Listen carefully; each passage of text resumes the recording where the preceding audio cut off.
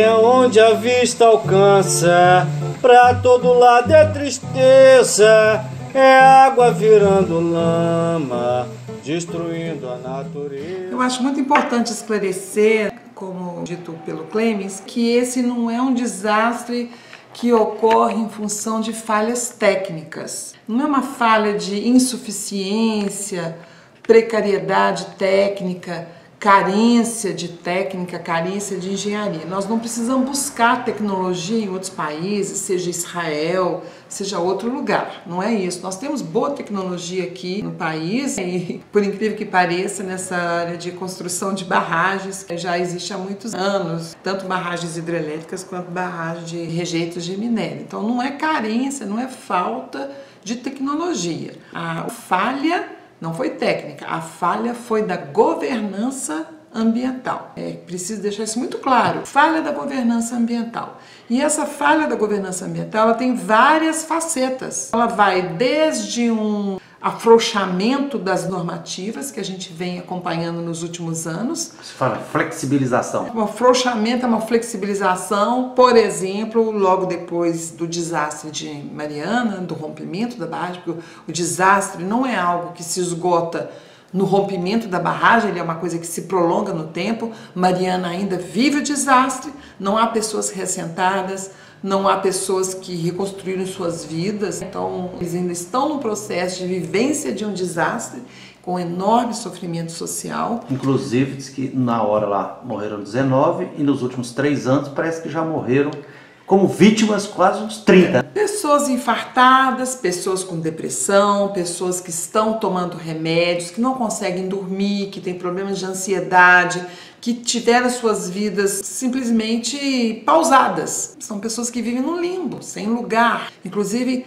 aquelas que estão na cidade de Mariana, totalmente discriminadas pelos moradores de Mariana, que os culpam pelo não funcionamento da Samarco. É preciso resgatar a ideia de que a governança ambiental, quer dizer, desde o momento que aconteceu esse desastre, o que ocorreu foi que a Assembleia Legislativa de Minas Gerais aprovou uma lei, não mais rigorosa para cuidado com as barragens, com a população, mas ao contrário disso, uma lei para simplificar o licenciamento ambiental, para transformar o licenciamento ambiental em um mero expediente burocrático de expedição de licença, de concessão de licença. Projetos foram reclassificados, o licenciamento antes trifásico, que tinha 3 licenças. Licença prévia, de instalação e de operação, cada qual com seus estudos, nos seus momentos, e só podia etc. fazer a seguinte após cumprir as condições anteriores, né? Após cumprir todos aqueles requisitos da licença prévia, da licença de instalação.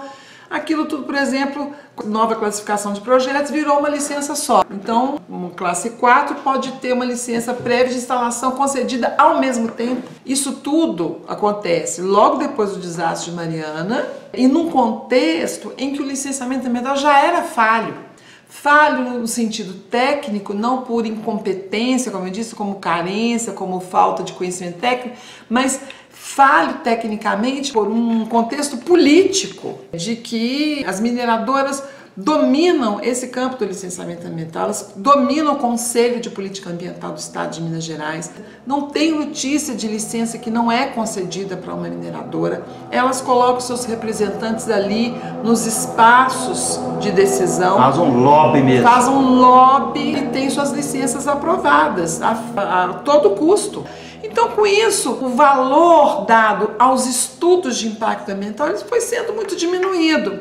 Se o jogo é político, se o jogo é de interesse, isso nós vamos conseguir isso com as nossas manobras, eles com as manobras deles lá no Conselho, essa parte técnica de elaboração dos estudos, de análise dos estudos, etc., ela foi perdendo valor, foi perdendo peso. Então virou uma mera burocracia. Ah, tem que ter um estudo de impacto ambiental. Ah, porque tem que cumprir essa etapa. Então os estudos ficaram mal feitos, ficaram estudos que são verdadeiras cópias uns dos outros, estudos volumosos até mesmo para impedir, dificultar o acesso à leitura, mas todos eles muito cheios de erros, de falhas. Isso a gente já vem observando nos últimos 20 anos. Nós analisamos inúmeros arrimas de barragens hidrelétricas, por exemplo. Há um exemplo de barragem de Irapé, no Vale de Jequitinhonha, com vários problemas, e depois um projeto de uma barragem Murta, que nem conseguiu se concretizar, mas que nós analisamos o IRM, que era uma cópia do Irapé, até com páginas copiadas, nome de comunidades, não se deram nem ao trabalho de mudar o nome da comunidade. São erros assim grosseiros que se repetem, e no caso da mineração não é diferente, os estudos de péssima qualidade, mal avaliados, há uma certa negligência em relação aos aspectos técnicos, porque a decisão no Copan, no Conselho de Política Ambiental, se tornou meramente uma discussão política. Quando se fala de alguma coisa técnica, é um jogo, é um faz de conta, é um jogo de cena, é o uso da técnica para fins políticos. Às vezes até para tentar humilhar o popular que está ali tentando participar e dizer, retórica eu sou técnico, eu sei, você é ignorante. É uma retórica técnica. Não é realmente um discurso embasado tecnicamente, mas é uma retórica técnica que se coloca um jogo de cena político para efeito de silenciamento daqueles que não detêm o conhecimento técnico e que com isso possam se sentir intimidados, constrangidos a não emitir suas vozes nesse espaço de participação. Outro aspecto a ser considerado também é que esses conselhos surgem no momento de democratização do país, como uma forma moderna de decisão, dessa governança ser participativa e não autoritária, e que ao longo do tempo também esses conselhos foram sendo dominados por esses grupos, esses lobbies econômicos de interesse, e eles foram ficando cada vez menos participativos, com possibilidades muito reduzidas de um verdadeiro debate sobre o empreendimento, a desejabilidade desse empreendimento, sua viabilidade socioambiental. Isso tudo foi sendo minado ao longo dos anos. Já é um processo que vinha ocorrendo de desgaste deste modelo, né, de usurpação desse modelo pelos interesses econômicos dominantes da nossa sociedade, que foram distorcendo esse modelo, e que depois do desastre, crime de Mariana, essa lei que reformula o licenciamento ambiental acaba de selar mesmo essa simplificação que não garante segurança para a população, não garante proteção ambiental, mas assegura sim a aprovação de qualquer jeito dessas obras que são verdadeiras bombas sobre nossas cabeças. É muito sério, muito grave o que está acontecendo. Isso aconteceu em Minas Gerais, mas também aconteceu no nível federal. Isso é em todo o Brasil. É um processo que a gente chama de desregulação ambiental, gerado então por essa ênfase nessa economia de commodities, da exportação dessas matérias brutas, dessas matérias-primas, o minério bruto, sem valor agregado, sem tecnologia agregada.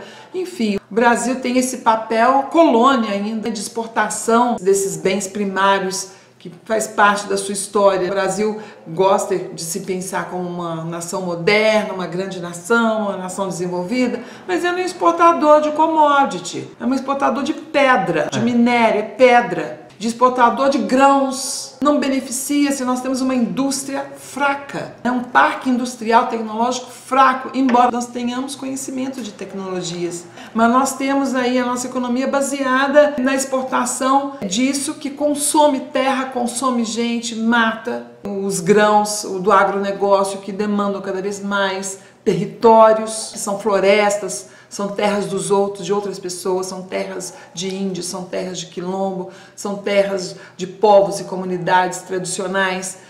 E o minério é a mesma coisa. Fala-se agora em minerar em terra indígena, fala-se em produzir soja em terra indígena, usando inclusive de alguns contratos e alguns convencimentos, inclusive pontuais, para legitimar uma prática que ela é uma prática que vai devastar e vai acabar com a vida desses sujeitos sociais e, em última instância, acabando com a floresta, acabando com a água, com o nosso ar, provocando essa mudança climática que tanto se diminui seu efeito, mas que todos nós estamos vivendo na pele. O aumento do calor, do aquecimento, é impossível não se notar essas alterações climáticas ao longo dos últimos anos. É impossível não se constatar o racionamento de água em Belo Horizonte, nas grandes capitais, em São Paulo. Isso está piorando a cada ano que passa. Considerar o meio ambiente como um entrave à economia, como um entrave ao desenvolvimento, é um pensamento do século passado, literalmente, do século passado. É inconcebível hoje se colocar o meio ambiente como algo menor ou que seja uma barreira, que seja um empecilho ao crescimento e ao desenvolvimento do país. Ao contrário, o meio ambiente deveria ser o primeiro parceiro do Brasil, porque o Brasil é muito farto ainda nesse aspecto ambiental. Esse desvalor é algo que está nos custando vidas humanas.